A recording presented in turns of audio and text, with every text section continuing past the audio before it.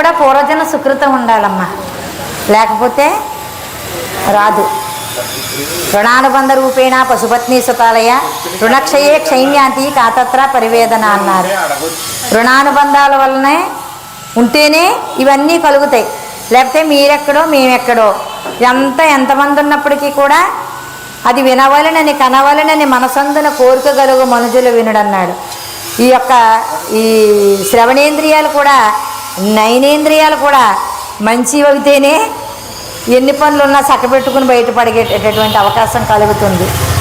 ఎందుకంటే ఆ సత్తా అంటే ఆ సద్బుద్ధి ఇందా చెప్పాడు కదా, ధనేషణ దారేషణ పుత్రేషణ, ఇవి చాలా గొప్ప విషయం. ఎందుకంటే విడిచిపెట్టేమని లేదు, భార్యా పిల్లల్ని సంపదని విడిచిపెట్టేమని లేదు. అక్కడ ఏం చెప్పాడు, అంటీ అంటన లక్షణముగా ఇదంతా నాది, నా వల్లే జరుగుతుంది, నేనే చేస్తున్నాను అనేటువంటి భావన ఉంటే చెడిపోతావరా నాయన. చేసేవాడు చేయించేవాడు చేయడానికి సత్తా ఇచ్చేవాడు సద్గురు స్వామి అంతటికీ ఉన్నాడు అనేటువంటి భావన ఉంటే అక్కడ ఏమవుతుంది, కర్మ లిఖితం అవ్వదు, కర్మరాహిత్యం అవుతుంది. అందుకే కర్మరాహిత్యం అవుతే కానీ జన్మరాహిత్యం లేదు. అందుకే ఇప్పుడు మనం ఏం చెప్పుకుంటున్నాం, చిన్న వాక్యాలే చెప్పుకుంటున్నాం. ఉన్నది ఉన్నట్లుగా చిన్న చిన్న వాక్యాలే, కింద వాక్యాలే, పై వాక్యాలు ఏమీ కాదు. ఇంతకన్నా గొప్ప బ్రహ్మాండమైనటువంటి బోధ ఉంది. అయినప్పటికీ కూడా మీకు అర్థం అవడం కోసం చిన్న వాక్యాలే చెప్పుకుంటున్నాం. ఎందుకంటే కర్మ అనేటువంటిది అది పుణ్యకర్మ పాపకర్మ రెండు విధాలు చెప్పాడు. పుణ్యము పాపము, ధర్మము అధర్మము, సత్యము అసత్యము. మరి ఈ విధంగా పాటించినటువంటి వారిలో ఎంతోమంది ఉత్తములైనటువంటి వారు ఉన్నారు, ఎంతోమంది గణ్యులైనటువంటి వారు ఉన్నారు. మహాభారతంలో ధర్మరాజునే తీసుకుందాం. ఒక్క ధర్మం అనేటువంటి గుణానికి కట్టుబడి ఉన్నాడు గనక ధర్మరాజు అంత గణుడయ్యాడు. ఎప్పుడు కత్తి పట్టలేదు, యుద్ధం చేయలేదు. ధర్మరాజు ధర్మబద్ధముగానే ఉన్నాడు, అసత్యం ఆడలేదు. అయినప్పటికీ కర్మలిఖితం అంటే ఏ విధంగా వస్తుంది అంటే అశ్వత్థామహత అన్నటువంటి ఒక్క వాక్యాన్ని కృష్ణ పరమాత్మ చెప్పమన్నాడని, అసత్యం అయితే నేను చెప్పనన్నాడు. అప్పటికి కూడా అది అసత్యం కాదయ్యా, అశ్వత్థామ అనే గుర్రం ఉంది కదా, ఆ గుర్రాన్ని బట్టి నువ్వు ఒక్క విషయం అక్కడ చెప్పి వెళ్ళిపో. అది ఎలా చెప్పమన్నాడు, ద్రోణాచార్యుడు వినేటట్టుగా చెప్పంతే, ఒక్క విషయం చెప్పేసి వెళ్ళిపో, నువ్వేం చేయక్కర్లేదు అన్నాడు.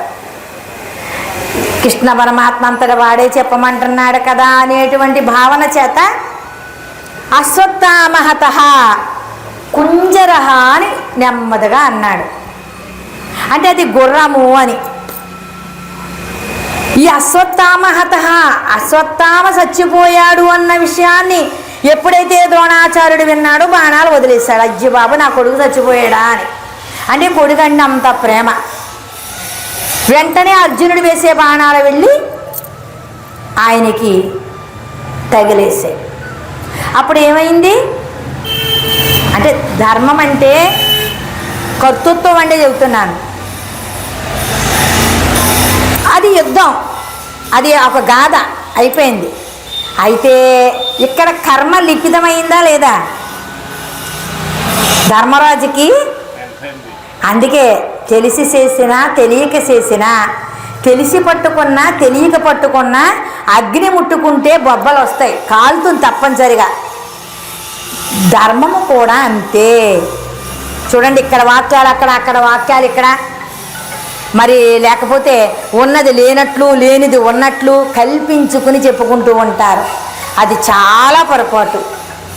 ఎందుకంటే ఎవరో చెప్పుకుంటే చెప్పుకోవచ్చుగాక, ధర్మము తెలిసినటువంటి వారు దానిని మరలా ఖండిస్తూ ఉండాలి. లేకపోతే ఏమవుతుంది? అందుకే అన్నారు, తెలిసిండు కూడా చేసేటటువంటి వాడు అబద్ధం ఆడుతున్నా అసత్యం చేస్తున్నా ఇది తప్పురా నాయనా అని చెప్పకపోవటం కూడా కర్మే అన్నాడు.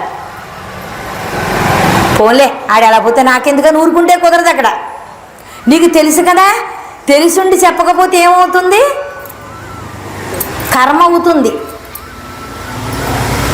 ఒక్క అబద్ధం వల్ల ఆ అబద్ధాన్ని కప్పుపుచ్చుకోవడం కోసం మళ్ళీ ఎన్నో అబద్ధాలు ఆడవలసి వస్తుంది.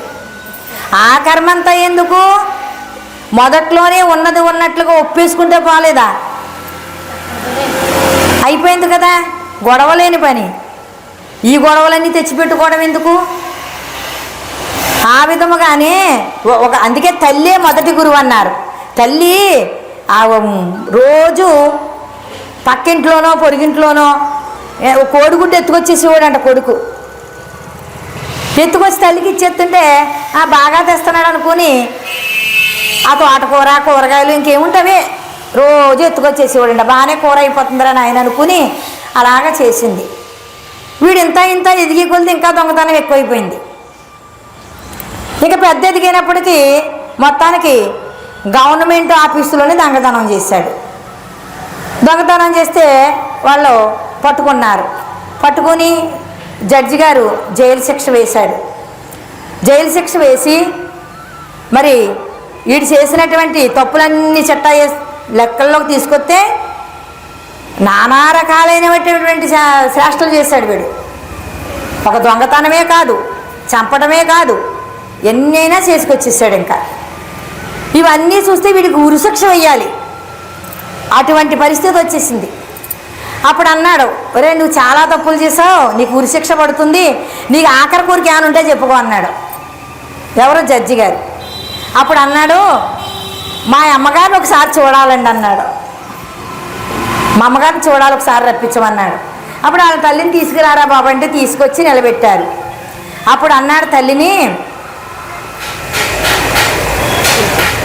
అప్పుడు తల్లిని అన్నాడు, అమ్మా నీ వల్ల నేను ఇంత శిక్ష పాలయ్యాను. ఆనాడే నేను కూరగాయలు కోడిగుడ్డు దొంగతనం చేసుకొచ్చినప్పుడే నన్ను ఒక లంపకాయ కొట్టుంటే ఎంతటి శిక్ష పడేవాడిని కాదు, ఎంతటి కర్మ తెచ్చుకునేవాడిని కాదు. ఆనాడు నువ్వు కొట్టకపోవడం వల్ల నేను ఇంత పెద్ద గజి దొంగల తయారయ్యి ఇంతటి దురాస్థానికి పాల్పడ్డాను. ఇప్పుడు నేను మరణశిక్ష పాలవుతున్నాను. దీని అంతటికీ కారణం నువ్వు. అందుకే తల్లే మొదటి గురువు అన్నారు.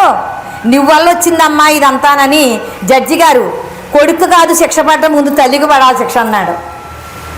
అంటే ఇదంతా ఎందుకు చెప్పుకుంటున్నామంటే మాతృదేవో భవ, పితృదేవో భవ, అతిథి దేవో భవ, ఆచార్య దేవో భవ, గురుదేవో భవ అని చెప్పారు పెద్దలు. మరి దీనిని రక్షించుకోవాలంటే ఎంత సేవ చేస్తే చేయగలడో, ఎంత రక్షించుకోగలడో, ఎంత అనుసరిస్తే రక్షించుకోగలడు. తల్లే మొదటి గురువు. తల్లి బిడ్డ తప్పు చేస్తున్నా కూడా ఈవేళే కదా పాఠం తప్పు చెప్పింది నా కూతురు అన్నాం అనుకోండి, రేపు కూడా అదే వస్తుంది.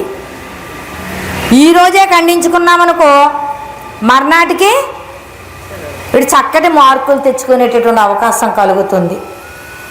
అంటే ఇక్కడ ఉన్నటువంటి ఇప్పుడున్నటువంటి జనరేషన్లో మా టీచరు ఎంత పీక్కుని ఎంత విధిగా చెప్పినప్పటికీ కూడా ఎందుకైనా కానీ ఒక దెబ్బ వేసినా ఒక మాట అన్నా తల్లిదండ్రులు టీచర్ మీదకే వెళుతున్నారు దెబ్బలాటికి. కానీ మన బిడ్డను కూడా కొంత మనం బంధించుకుంటూ ఉండాలి, గమనించుకుంటూ ఉండాలి.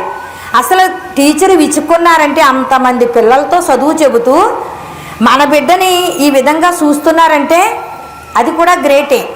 ఎందుకంటే నీ చదవలేదు, నువ్వు వ్రాయలేదు, ఎగ్జామ్స్లో సరైన మార్కులు రాలేదు, అందుకోసమని నీకేదో చెప్పారు. చెప్పినప్పుడు ఏం చేయాలి? అమ్మ నువ్వు సరిగ్గా చదవకే కదా నీకు ఎలా చెప్పారు, అందుకని మనం కూడా కొంచెం ఆలోచించుకుందాం. అంతేగాని టీచర్ మీదకి వెళ్ళి మా అమ్మాయిని ఎలా అంటే మా అబ్బాయిని ఎలా అంటే మీరు కుదరదు అని చెప్పంటే అది మంచి పని కాదు.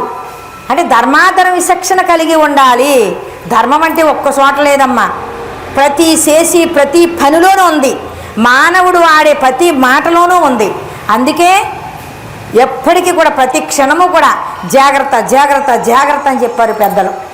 ఆ జాగ్రత్త వహించుకుంటేనే దీనిని ఈ ధర్మాన్ని ముందుకు నడిపించగలం తప్ప లేకపోతే ఎక్కడిదక్కడే అజ్ఞానంలో పడిపోతుంది. అందుకే అజ్ఞానం తిమిరం దశజ్ఞానాంజనం శలాకయ చక్షురున్మీలితం ఏన తస్మై శ్రీ గురవే నమః అన్నాడు. అజ్ఞానం తిమిరం. అజ్ఞానం ఎటువంటిదయ్యా అంటే చీకటి లాంటిది. అందుకే అజ్ఞానంలో ఉన్నాడు వాడు చీకట్లో ఉన్నవాడు లాంటి వాడే. అంటే చీకట్లో ఎటు నడిచి వెళ్తున్నాడో తెలియదు, ఏం చేస్తున్నాడో తెలియదు. తిమిరాం దశ జ్ఞానాంజనం సలాకయ. అయితే ఈ చీకట్లో ఉన్నటువంటి యజ్ఞానికి ఏం కావాలి? జ్ఞానం అనేటువంటి కాటుక అవసరం. గురువుగారు జ్ఞానం అనేటువంటి ఎలుతురు ఇచ్చినప్పుడు అప్పుడు ఈ అజ్ఞానం అనే చీకట పోతుంది. అందుకోసమే గురువు కావాల్సి వచ్చాడు. చక్షురున్మీలితం ఏన తస్మై శ్రీ గురవే నమః. చక్షు అంటే ఈ ప్రతి ఒక్క మనిషిలో ఉన్నటువంటి ఈ కళ్ళల్లో ఉన్నటువంటి ఈ అజ్ఞానం అనేటువంటి పొర, బాహ్య పొర తొలగి సూక్ష్మజ్ఞాని ఎప్పుడైతే అవుతాడో, అంటే తన లోపలికి తాను చూసుకోగలుగుతాడో అప్పుడు ఈ అజ్ఞానం అనే త్వరగా తొలగిపోతుంది తప్ప, లేకపోతే ఆ తెర ఇప్పటికీ అలాగే ఉండిపోతుంది. మరి ఇప్పుడు తొలగించుకుందామా, పెట్టుకుని ఉందామా? తొలగించుకోవాలి కదా. జై సద్గురు మహారాజుకి జై. ఎంతటి భాగ్యమే